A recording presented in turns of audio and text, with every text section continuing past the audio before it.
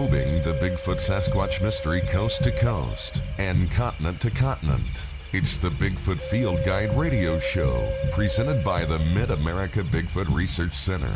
Over the next hour, we'll discuss sightings, behavioral characteristics, useful equipment, and all that is Bigfoot.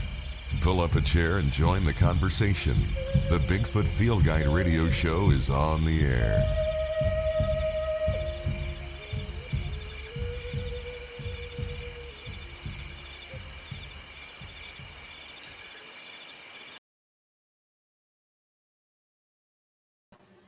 Hey folks, welcome to the test run of the Bigfoot Fieldcast podcast. We're trying to, the Bigfoot Field Guide podcast. We're going to try out a few features here, see how it works. And hopefully everybody will like what we got going on.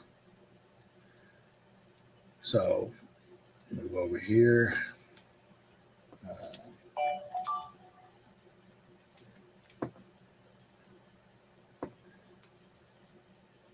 There we go.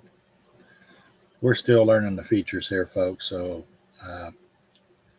this is going to be kind of a wild ride.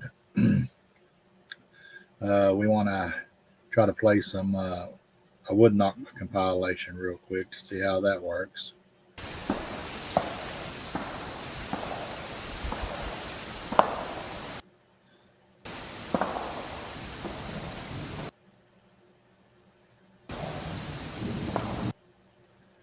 Okay, a little boggy, but we'll work on that. We also have some video. This is my grandson doing whoops. We use this on Legends of the Ozarks TV show in order to try to lure in some Bigfoot. He sounds like a juvenile trying to do it, so let's take a listen.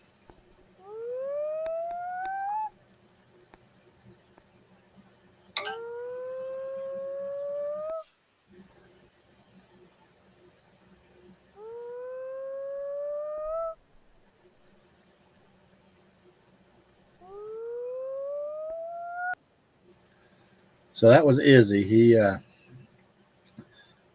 course, once his voice changed, that kind of killed all that. Now we're going to try to present a share screen event here. Give me just a second. Entire screen.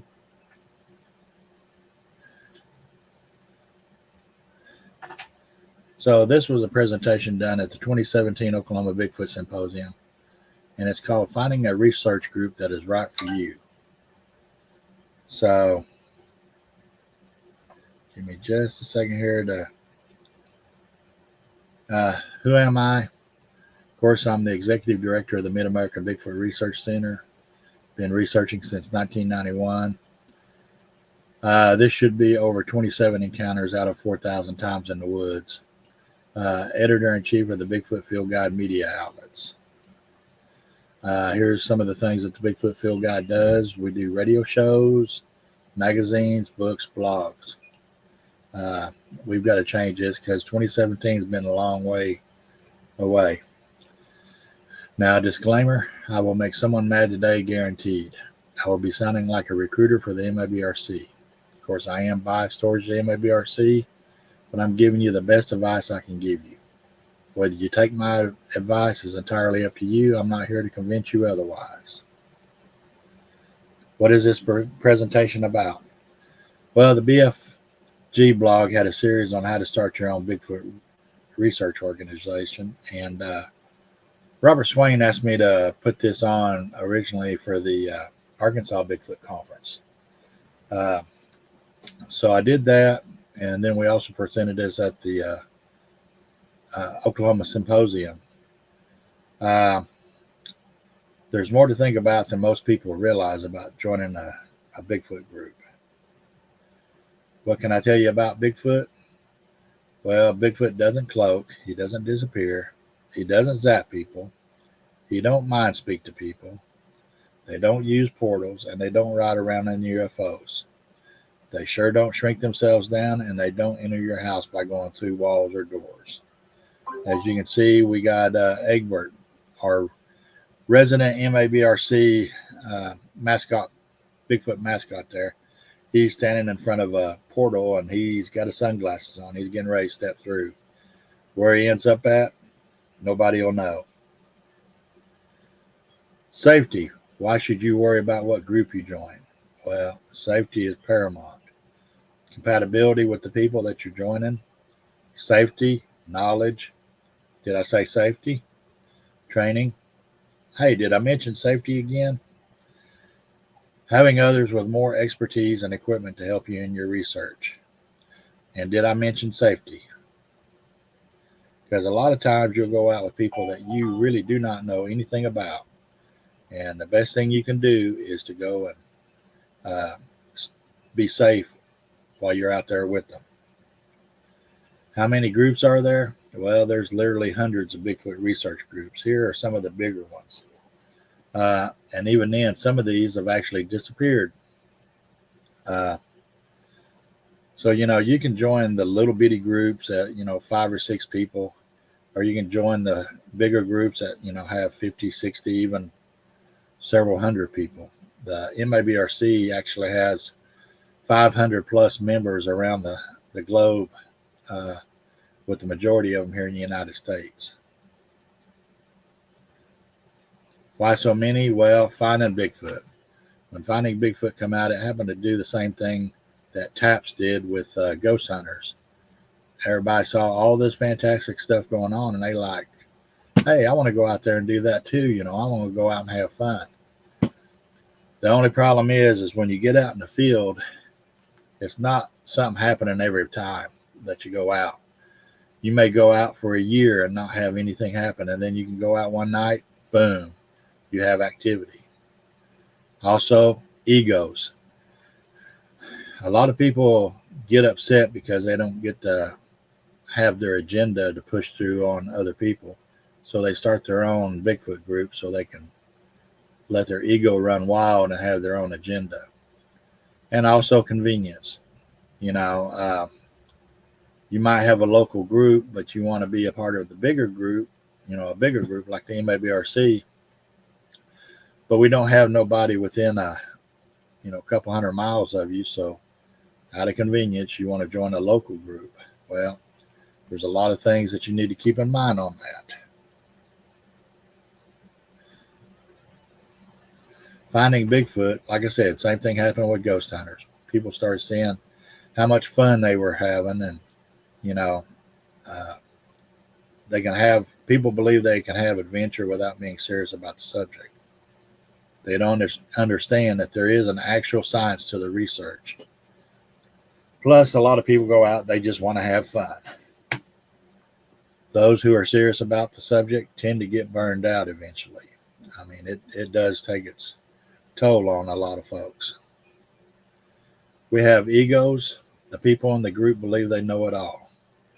They have a messiah leading them down the path, and they don't want to listen to those who came before them.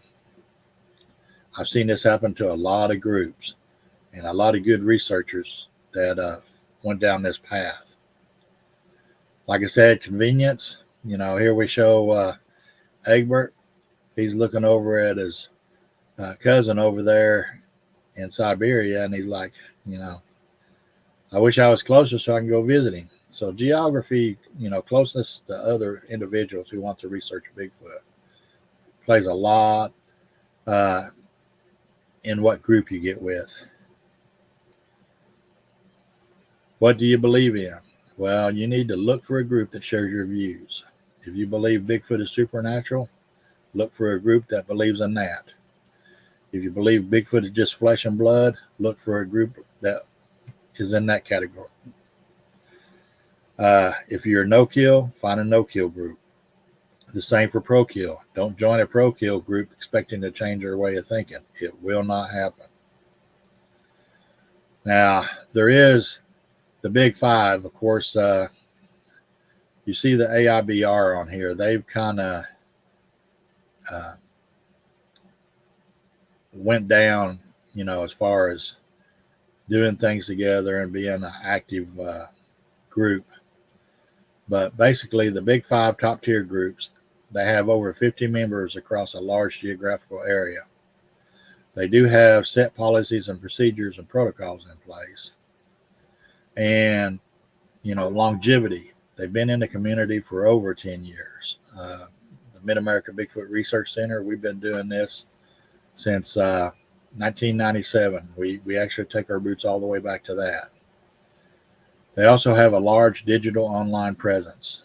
Once again, the MABRC, we have our website. We have our forums. We have squatchopedia.org. We have, matter of fact, let's throw up there's the squatchopedia.org web address for everybody, in case you want that. We'll leave it up for a few more minutes. One of the other things that you'll find out, let me get the next screen, is some groups have annual dues. NAWAC and GCBRO, they both require their members to go and pay annual dues. The MABRC, we don't make you pay annual dues. Every now and then we'll ask everybody to maybe make a donation to help do an event like the symposium. The MABRC members will bring pop and water and, maybe a few things for the kitchen to, cook during the symposium.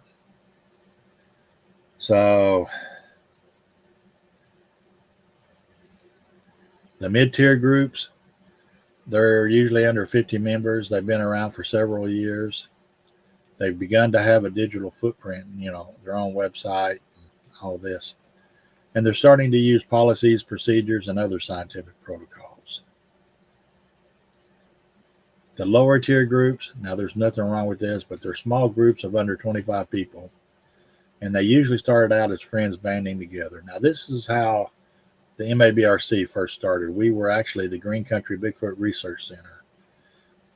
We created our own group so that,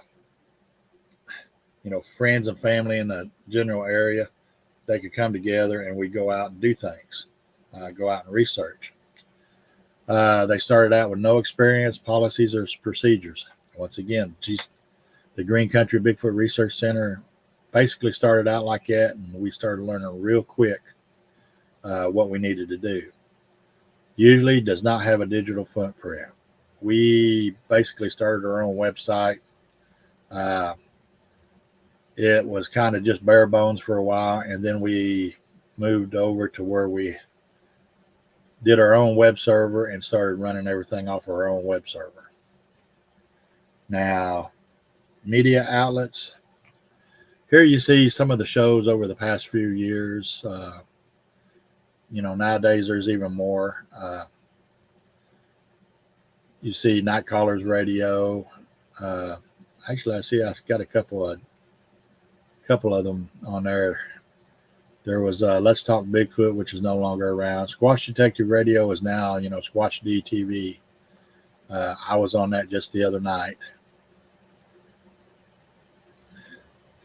Facebook groups. Now, for the most part, these are not an actual organization. It's usually an ego-driven platform. No real goals outside of building a cult-like following for many of these groups. Some attempt making money off their followers. They charge you for going out on expeditions, and they really do it more for the money. Investigate a group before joining. Look at the background of the group. See what they've done in the past. How long have they existed? How many members they have? How big a digital footprint they have?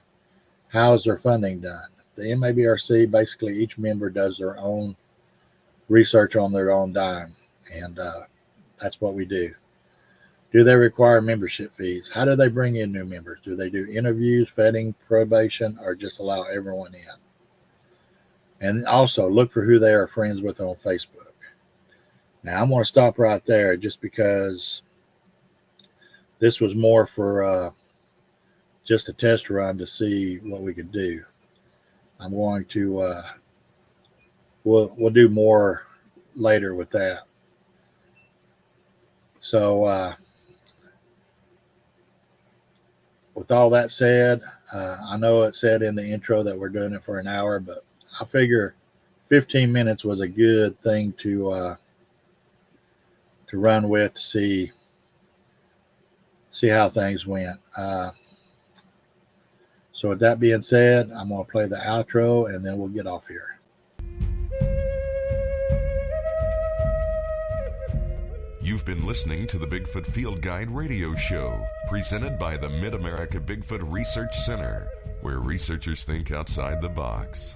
Available for download on iTunes and from mid-americabigfoot.com. Thanks for listening, and remember, the next time you're in the woods alone, maybe you're not.